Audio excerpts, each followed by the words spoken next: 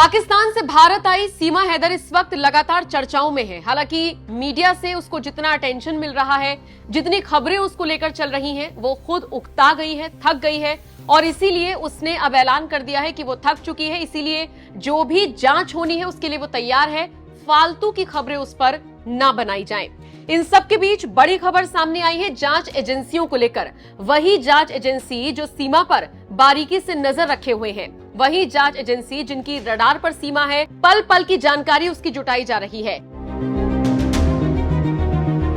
आपको बता दें, सीमा हैदर ने हाल ही में ये दावा किया था कि नेपाल के मंदिर में उसने सचिन के साथ शादी की थी, लेकिन तमाम मीडिया इंटरव्यूज में वो कहीं ना कहीं इस सवाल पर खोई हुई नजर आई, क्योंकि जो लड़की हर चीज की रील बनाती है, आखिर उसने शादी की रील क्यों नहीं बनाई? कोई वीडियो उससे जुड़ा हुआ अब तक सामने क्यों नहीं आया? इसको लेकर तमाम तरह के सवाल उठ रहे हैं और इसी एंगल से जांच एजेंसियों ने अपनी जांच को आगे बढ़ाना शुरू कर दिया है। उसकी थ्योरी पर जांच एजेंसियां भरोसा नहीं कर रही हैं, इसीलिए कोई उसको पाकिस्तानी जासूस समझ रहा है तो कोई कुछ और। अब यही जांच एजेंसियां उसका कराची कनेक्शन भी खंगाल रही हैं। माना जा रहा है जल्द ही कोई बड़ा खुलासा सीमा हैदर को लेकर हो सकता है। आप जानते ही हैं, यूपी एटीएस के अधिकारियों ने सीमा हैदर से 2 बार पूछताछ की, कई घंटे उस पर सवाल दागे गए, लेकिन उसके बावजूद कराची कनेक्शन उसका क्या निकलेगा, इसको लेकर अब जांच चल रही है। आपको बताते चले, सीमा पाकिस्तान के कराची में 4.5 साल तक रही है। लंबे समय तक चूंकि वो वहां रही, तो ऐसे में जांच एजेंसियों को लग रहा है कि अगर सच उगलवा लिया गया तो शायद पूरे मामले की असलियत सामने आ जाएगी और उसका कराची कनेक्शन भी सामने आ जाएगा। आपको ये भी बता दें, सीमा लगातार जांच अधिकारियों को अलग अलग जवाब दे रही है और इसीलिए थोड़ी सी कंफ्यूजन की स्थिति है। कई बार उसने अलग अलग जगह रहने का दावा किया, लेकिन जब जांच अधिकारियों ने पड़ताल की तो पता लगा कि वो तो लंबे समय तक सिंध प्रांत के कराची में ही रह रही थी। इसीलिए अब कराची का कनेक्शन सामने आया है, जिसकी जांच ये जांच एजेंसियां करेंगी। ये भी बता दें, पति गुलाम हैदर से भी पूछताछ की जा सकती है। इस सिलसिले में उससे बातचीत की जा सकती है। पाकिस्तान एम्बेसी इस पूरे मामले पर नजर रखे हुए है। कुछ वक्त पहले सीमा हैदर के सारे डॉक्यूमेंट्स पाकिस्तान एम्बेसी में भेजे गए थे ताकि ये पता लगाया जा सके कि वो पाकिस्तान की है भी या नहीं। बता दें, सीमा हैदर खुद को मूल रूप से पाकिस्तान का रहने वाला बताती है और इसी के साथ वो नेपाल के रास्ते होते हुए भारत आई थी, वो भी अवैध तरीके से।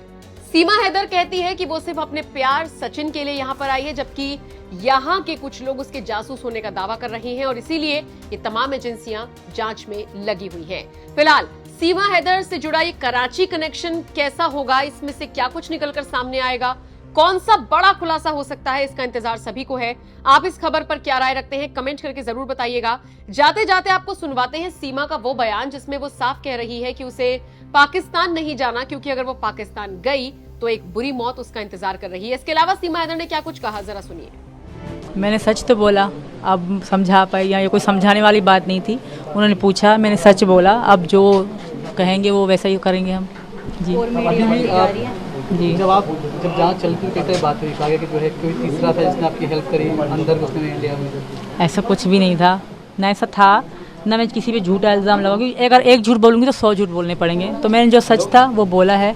अगर जो यहाँ का कानून करेगा मुझे कबूल है। अभी तक जांच में कुछ मिला नहीं आपके खिलाफ, लेकिन ये नियम है कि जो भी इलीगल तरीके से आता है उसे रिपोर्ट करते हैं, वापस भेजते हैं पाकिस्तान। आपको भी अगर भेजा गया तो ऐसा कैसे करेंगे? मैं यहाँ की बहू हूँ, मैं यहाँ उम्मीद लेके आई हूँ। आज से यहाँ का कानून ऐसा नहीं करेगा, बिलीव, यकीन है, मुझे भरोसा है, ट्रस्ट कहूँगी, ट्रस्ट है।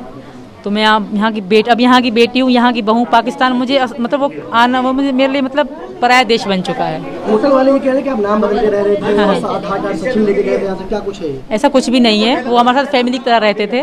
वो पता नहीं क्यों कह रहे हैं, हमने नाम लिखवाया ही नहीं था। पहली बात, उन्होंने लिखा ही नहीं था, पहले ये थे तो उन्होंने से पूछा था और हमने पैसे पेमेंट करी थी। वहाँ पे इतनी सख्ती नहीं होती, तो होटल वाले बहुत अच्छे थे, फैमिली की तरह रहे थे। वो ज़ाहिर अब खुद को बचा।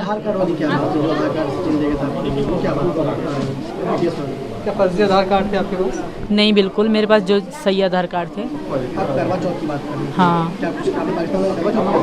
बिल्कुल, मैं मनाती थी, 2 मना चुकी हूँ मैं पीछे। वो मेरी वीडियो भी इंस्टाग्राम में है और वायरल भी हो रही हैं। एक लाल साड़ी थी, एक गुलाबी साड़ी थी मेरी, मैंने 2 साड़ी भी खरीदी थी। मैं वापस नहीं जा सकती, वहाँ मेरे लिए बुरी मौत इंतज़ार कर रही है।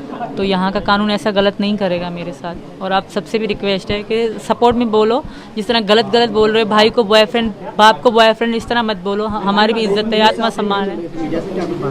जी, हम लोग यही, हमारी जांच चल रही थी सर, इसी कारण। जी, जांच का अनुभव कैसा है आपको? बहुत बुरा भी था, रोते भी थे हम लोग, डर भी लगता था, पर सच तो बोलना था, सच की जीत होती है और मुझे भरोसा है ना। बच्चों से मैं दूर रही 2-3 दिन, बच्चे मेरे साथ नहीं थे। ये भी मेरी बीवी है, यहाँ की बीवी हो चुकी है यहाँ पे, और मैं अपनी बहू मानता हूँ इसे, और मेरी घरवाली है। ऐसा ना करें कि हम दोनों का जीवन खराब हो और हम दोनों बस सही सलामत रहना चाहिए। हेलो, अस्सलाम वालेकुम रहमतुल्लाहि व बरकातहू। भाइयों और बहन, मैं इस टाइम अब्दुल्ला शरीफ में हूँ, आप ये देख भी सकते हो। गाँव के मेरे बच्चों के लिए आवाज़ उठाओ और तमाम आला इदारों को, अफसरों को, बिलावल भुट्टो जरदारी साहब को, वज़ीर ख़ारजा बिलावल भुट्टो साहब जरदारी को, और मियां शहबाज शरीफ को, इमरान खान को, आला इदारों से बहुत अपील कर रहा हूँ ताकि मेरे बच्चे वापस करा सकें। मैं अब भाइयों से, बहनों का बहुत शुक्रगुजार हूँ, उम्मत इंसान का, जो मेरे लिए आवाज़ उठा रहा है। मैं भी आपके लिए दुआ कर रहा हूँ, अल्लाह आपको बच्चों के साथ सही सलामत करे और मेरी आवाज़ बनो, आगे से आगे तक आवाज़ पहुँचाओ।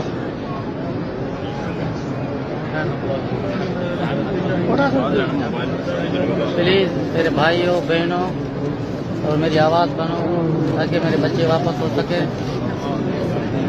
तमाम आला अदारों को मैं ये रिक्वेस्ट करता हूँ कि प्लीज़ मेरी आवाज़ बने और मेरे बच्चे वापस हो जाए। तमाम भाई बहनों को और सरकारी अदारों से मेरी रिक्वेस्ट है कि ताकि तमाम बहन भाइयों को मैं हाथ जोड़ के अपील कर रहा हूँ ताकि मेरे बच्चे वापस हो सके।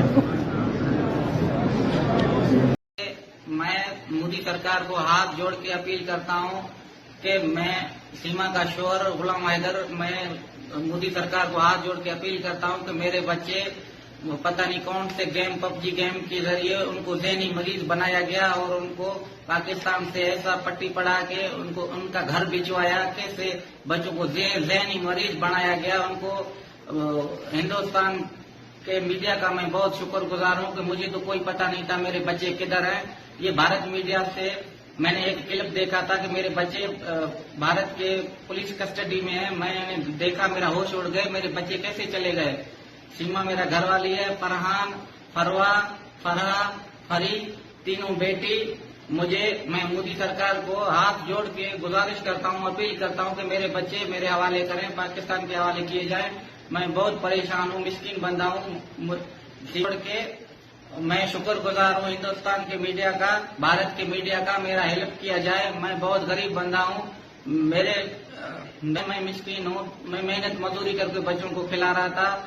बस मैं शुक्रगुजार हूँ, मेरा मीडिया हेल्प करे और मेरी बात आगे तक पहुँचाया जाए। शुक्रिया।